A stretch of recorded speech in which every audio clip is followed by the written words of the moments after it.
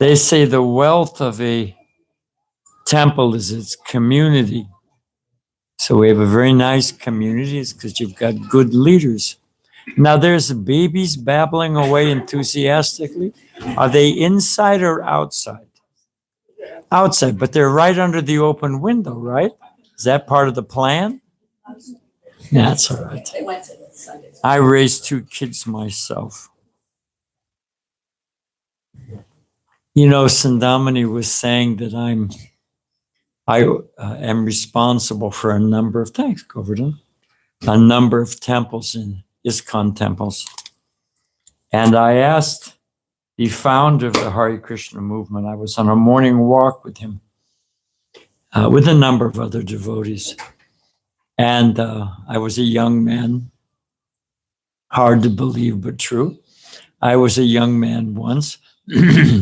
And so I was actually fishing for a compliment. You know, I thought, well, it's not a good idea to try to, play a game on your spiritual master. But I asked him, what does it mean to be in charge of one of your temples? And I thought he would say, I was trying to get him to say that, oh, you're one of my representatives, one of my generals in the field, and you're, no. He stopped, put his cane down, sized me up, and said it means, because I asked him, what does it mean to be in charge of one of your temples? And he said, it means if anything goes wrong, it's your fault. Which was very good advice, actually. So that's what it means.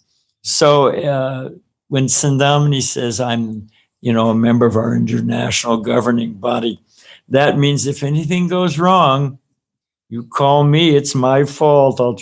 She can give you my email address. So I want to offer just a prayer to my spiritual master, my teacher, just to invoke auspiciousness.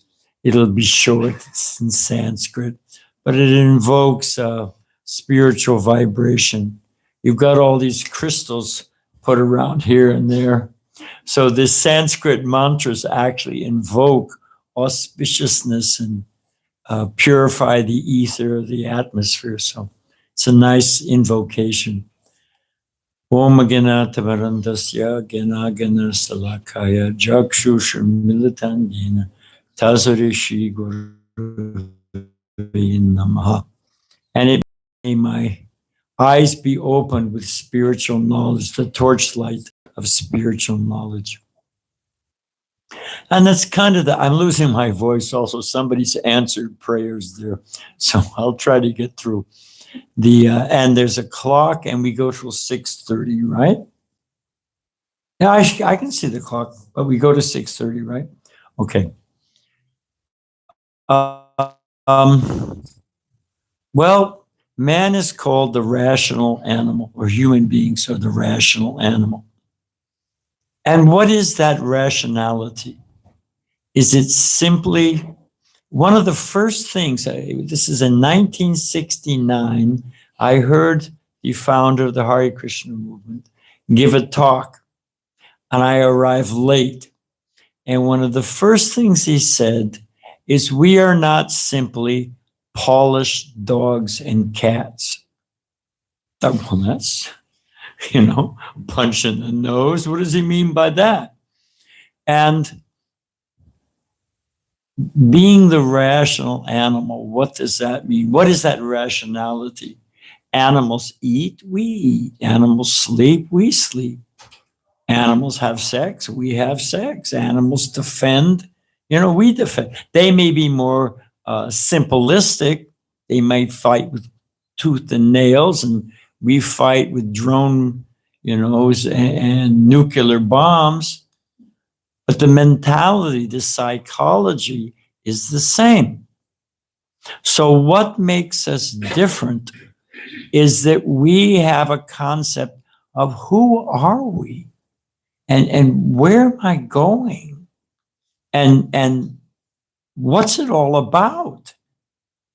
At the time of death, plant me under a tree and hope I make good fertilizer, Is there consciousness separate from the body? Is there a ghost in this machine? Am I just brain function and chemical impulses that give me a sense of self?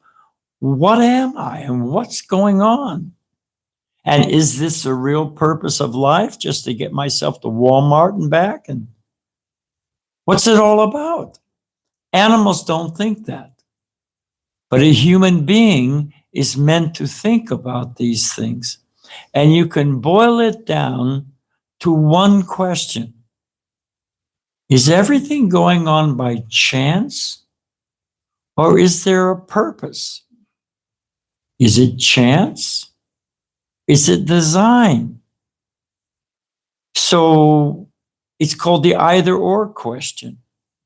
Because if it's all going on by random chance, mechanistic laws of physics and chemistry, and all right, then there's really there's situational ethics, but there's no real duty or purpose or design. We're alone in an empty universe that is silent. And let's just be honest about it. Let's just, if you want to believe there's somebody in the sky like Santa Claus, that's all right for you. But I'm going to be practical and realistic. And it's just, get all the gusto we can and drop dead.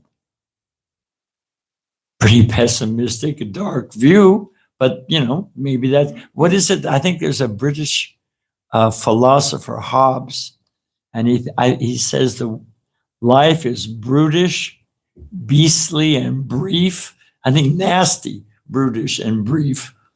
Well, okay, but at least he's honest. But what if things don't happen by chance? Because as soon as you say design, what does that imply? Design, who said that? 10 points for you. If you get the wrong answer, you still get the Sunday feast, the Sunday dinner. Don't worry. We won't hold it against you. But if there's a design, then there's a designer. And there's a purpose. Hang on a minute. Law means lawmaker. And maybe if I taught one of our devotees how to drive. I don't know if I mentioned this the other day. Anyone who's driven with me knows that, what's wrong in this formula. But I taught Ramapati. He's from India. And I asked him one time, I said, did you ever drive in India? He said, yes. I said, well, because he said this, I gave him the DMV, Department of Motor Vehicles, that little guideline, He said, so many rules. I said, did you ever drive in India? He said, yeah. I said, do they have rules in India? He said, only one, don't hit anything. And if you think about it, it pretty much covers it. If you don't, of course, getting hit's another thing. But he said, there's so many laws. And I said, those laws are actually your friend. Think about it. One way, do not enter. That sign is your friend. Bridge out ahead. That sign is pretty handy. Could come in handy, Railway crossing. Stop. Okay, that's a good one. So if there's a law, if there's a design and a designer, and there's laws of physics, laws of chemistry. What goes down must come up. Every action has an equal and opposite reaction. Law of gravity. We're surrounded by laws. The laws of physics are basically the laws of objects moving through time and space. Now we're objects moving through time and space, but there's no law of karma. There's no action and reaction that applies to us. We can just do anything we want. Maybe there's some situational ethics. My free will ends at the tip of your nose. I can't just haul off and whack you. But beyond that, there's no law. Why? Where is the seamless logic in that? That there's not laws, that comport how to does it work in this world.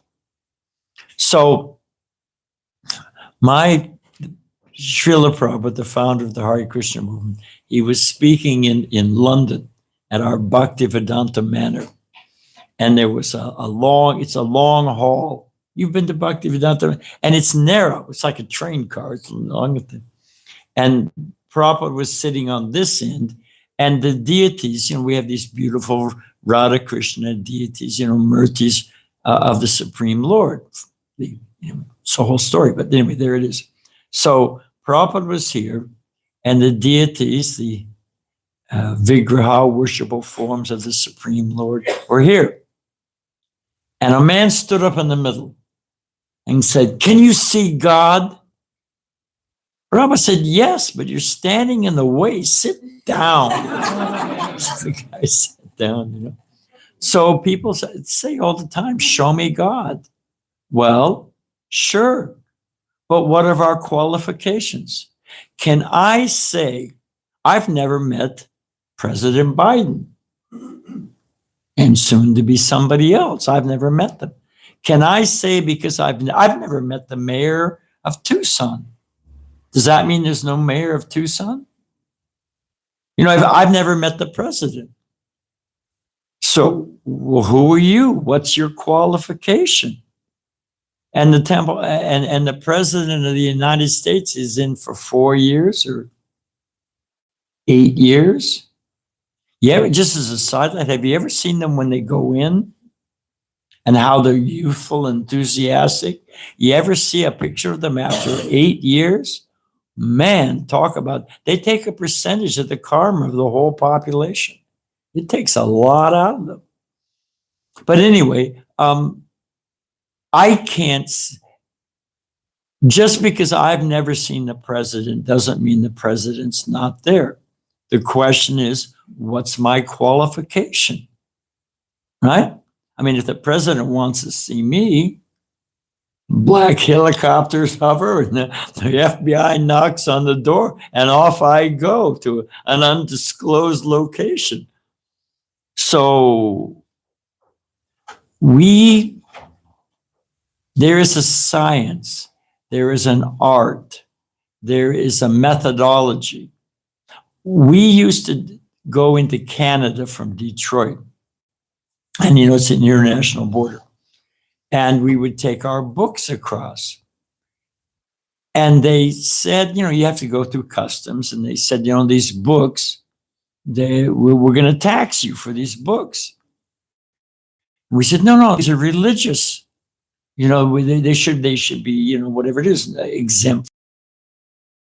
Sent them off to Ottawa, the capital of Canada. And they sent our books off to determine whether they were. And we got a letter. Fool that I am, I didn't save it. It's from the Ottawa Tax and Excise Board or whatever. And it says these books are not religious. They should be taxed because they're scientific. Wow. And our temple president at the time told Prabhupada was visiting, that the books were certified by the Canadian government as scientific, and he liked it very much. And by scientific, we mean that there's a methodology, there's a phenomenology, if you apply it, you'll get the result. So, you step A, step B, step C, One of the first, anyway, we'll get there in a second because I'm looking at the time. But Prabhupada was in San Diego. I wasn't there, but the devotees told me that someone gave him a nice big tangerine. A nice, and you peel it. It's easy to peel a tangerine, and it's got individual sections. It's even got seeds inside, so you can plant another one. So Prabhupada was peeling this orange, and then he broke it into sections and passed it out. And then he looked, and he said, "How can they say there's no God? It comes so nicely packaged." And you think about it, we'll be buried. I'll be long gone. Not too long, actually. Hold your breath on it. So I'll be long gone. But the plastic I've used in this, it's going to be around for how long? Thousands of years. I think it breaks down into microplastic. It's in everyone's body. So how long am I here? And we make plastic. But think about it for a moment. It's a nice fruit. It's very tasty. Individual servings. You can eat half of it and it's still, and the skin makes fantastic compost. You can make it into chutney or jam, so many things. It's organic, it's biodegradable, and there's a seed inside that will make a whole tree full of fruit. We make a plastic flower, it doesn't even smell, and I'll be dead and gone, and it'll be here 30,000 years later. So here's another one. I have a glass of water here, which I think I'll veil myself up. But suppose I was some kind of yogi, and people are so impressed. Suppose I could, Om Shanti Shanti, and that glass of water floated over here. I opened my mouth and it poured into it. You'd be impressed. I'd be impressed. Truly. Wow, look at that. It floated a cup right through space and poured it into his mouth. If you're from India, you think, oh, he's Bhagavan.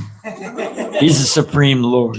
I mean, these guys, they make a little plastic jewel, or they make some ash, or they do. Now think about this for a minute. It's one of my favorite examples. It rained in San Diego, a 1/16 of an inch. Now that may be a big deal in Tucson. I don't know. But and it rained all over Southern California. San Bernardino County, LA County, Orange County, something. But let's be conservative. And let's just take San Diego County. Now, my good friend, Sariputta, a wonderful, wonderful devotee, and he's PhD to feel, I mean, so he thought about that it covered San Diego County. Let's be conservative. Let's take San Diego County. And San Diego County is so many square miles. So Sariputta figured out, one of his fields is statistics, PhD in statistics. So he figured out what the surface area of San Diego County is. And then he figured out, okay, to cover that surface area equals so many gallons of water. Has a fixed weight. I mean, there's heavy water, fine, but work with me. The average glass of water or gallon of water, I think it's 9 pounds or 12 pounds. Somebody can Google it. But anyway, there's a fixed weight. So if you know the surface area and how much water, you can calculate how many gallons and how much the weight is. The weight is billions. I don't remember the number, but with a B, it's billions of tons of water. And it's just floating in the sky. And think about this. They're trying to make a perpetual motion machine, and this, it's shining on the ocean. You know why there's salt in the ocean? It acts as a preservative, and it controls the distillation rate. So the sun draws off the water. It forms the cloud. Krishna's called Parameshwar, the supreme controller. Those clouds blow, they catch on the mountains, they pound on the mountains, they bring out all the minerals, they fertilize and water all the fields, they take all the refuse and waste and deposit in the bottom of the ocean, and it's a perpetual motion machine. Now you design that. So tangerine to the clouds floating in the sky, the power of God is all around us. So the question is not can we see God, but do we have the eyes to see? Now it begins with the acceptance that we are limited. People are proud like anything. We were making some marble for the temple. I was in Tijuana. It's right across the border from San Diego. And, in my broken Spanish, donde está este calle, I was asking for directions. And there were 3 guys standing on the corner. One guy pointed this way, another guy pointed the other way, and all 3 of them pointed in different directions. And they looked at each other and they actually laughed. They said, actually, we don't know. But we didn't want to say we don't know. We didn't want to look like dummies. So they just gave me, some bogus answer. So to admit our actual position, we have limited. I can't even see what's going on the other side of this wall. I can't remember what I had for lunch a week ago. We have fallible senses. We have a tendency to be illusioned. If I see a coiled rope, maybe it's a snake, maybe it's a rope. We have some, kids, they hide from the sun. They put their hand like this. If they can't see the sun can't see them. We have limited senses. We make mistakes. The error is human. So we have a tendency to be illusioned. We have a tendency to make mistakes. We have fallible senses. And in spite of all that, we think, well, I think. I was sitting in Prabhupada's room, the founder of the Hare Krishna movement. And this man kept saying, well, Swami, I think. Well, as far as I know, that's what he kept saying. He said, well, as far as I know.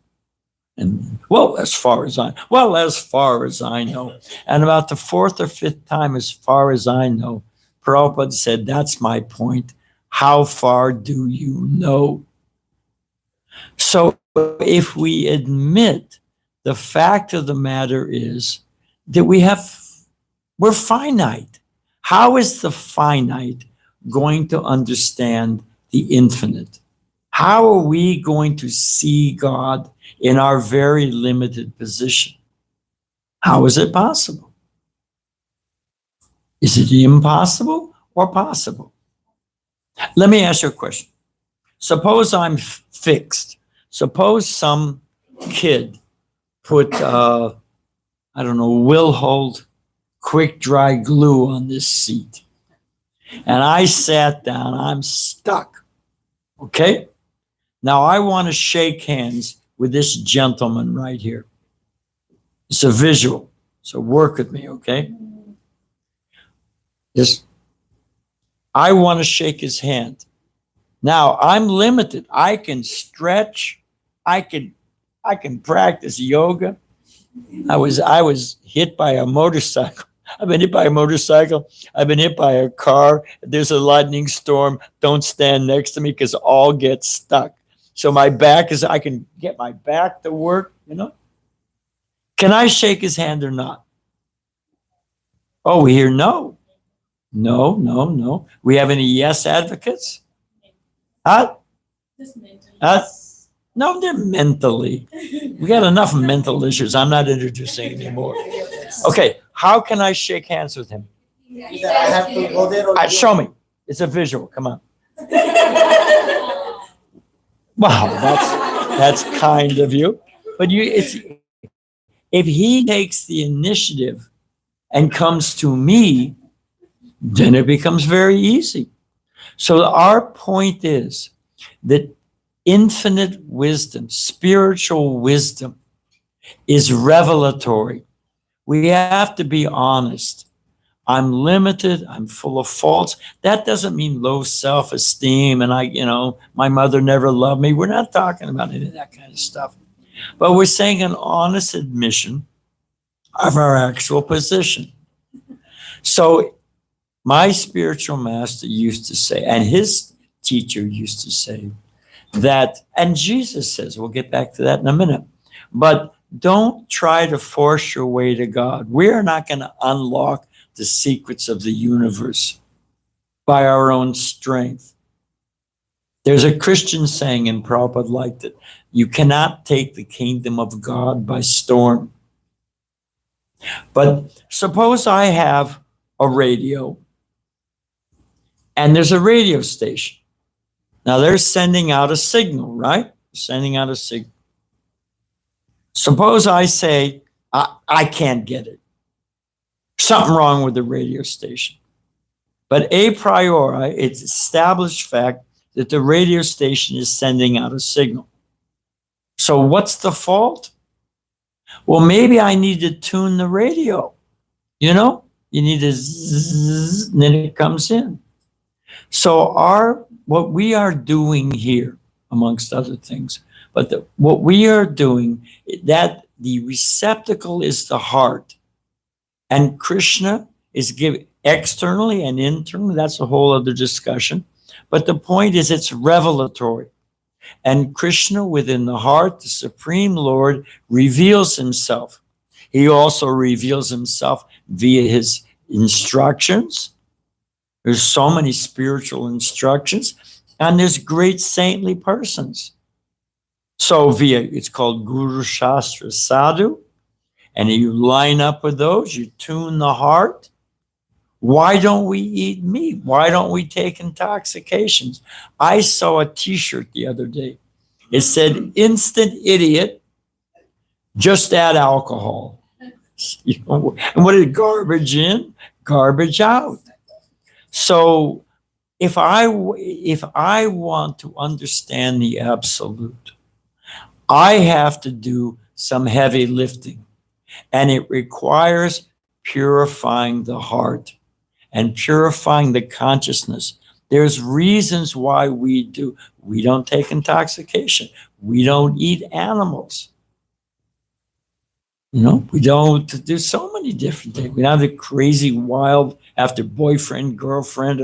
We don't do that kind of stuff because the mind becomes purified.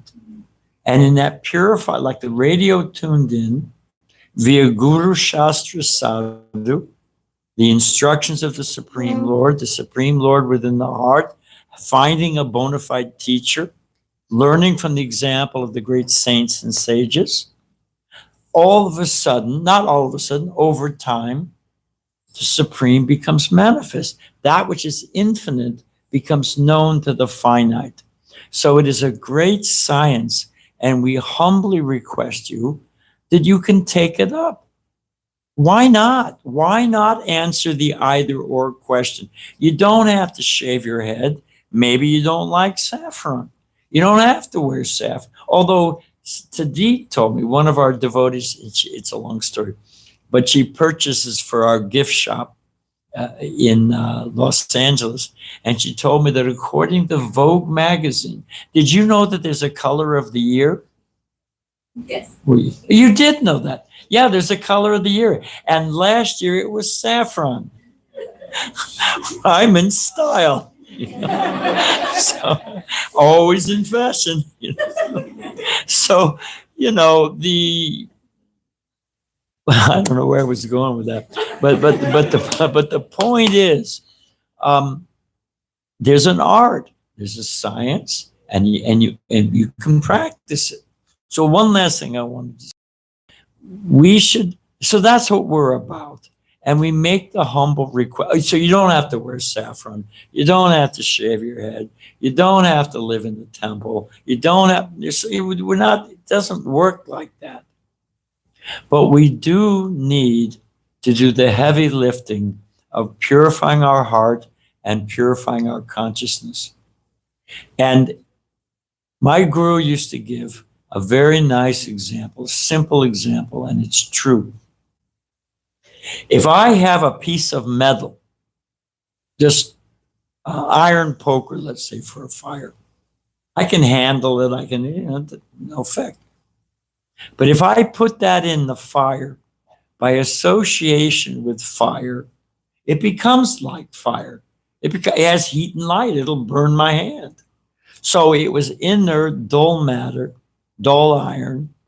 By association with fire, it became like fire. In the same fashion, by associating with the absolute pure holy name of the Supreme, whether you look at Buddhist, whether you look at Muslim, whether you look at the Jewish tradition, who have I forgotten, Muslim, whatever it is, Christian, our Father who art in heaven, hallowed be thy name. So by chanting, repeating, you can do it quietly. We do it on prayer beads. You can do it out loud, congregationally. But if we put our consciousness in contact with the absolute pure holy name of the Supreme, it purifies our heart. Like iron with fire, we become purified. So our humble request is that you don't have to change. We're not asking you to, we're not trying to see how many Hare Krishnas we can stuff in a phone booth. That's not what we're about. But you can practice at home. And you can learn this science of how to purify the heart by chanting the holy name, by a simple, you'll live longer. Instead of eating all those bones and feathers, and eat something pure and nice. So it is simple and sublime, and it works, and people have been practicing it since time immemorial. And if we want to understand, is this all going on by chance? I'll give you one last example, because I think we're over time. How does the sun come up? There is a time that the sun comes over the horizon. Some of us chant a certain mantra that you want to chant it at, what is it, before the sun comes over the horizon, but when the stars are gone, it's called Brahma Muhurta. It's a very auspicious, nice time for meditation. So, but there is a time that the sun comes over the horizon. There's an exact, like 6:34 or whatever it is. There's an exact time when the sun sets. Okay, fine. But is it like turning on a light switch? It's dark, zip, all of a sudden it's light. You're sitting in the dark, and then gradually that which is amorphous starts to take some kind of shape. And then it becomes washed with color, and then there's border, and you can see and ultimately, even before the sun comes over the horizon, the sun is coming. I don't have to tell you, you've got confidence. You know it's coming. In the same way, as we practice the methodology of Krishna consciousness, bhakti yoga, you will feel your heart becoming purified. Nobody has to tell you, just like you see this, the sun is coming because things become clear. You become free from lust and greed and anger, enviousness. And I'll tell you, a big issue is loneliness. Guess why? Because it's a lonely world.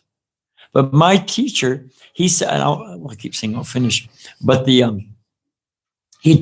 was talking to a small group of devotees, and he said, you think you're sitting on the floor? I am sitting in the hand of Krishna. Another time, I was there. This was in Los Angeles. It was a sort of a cold and windy day.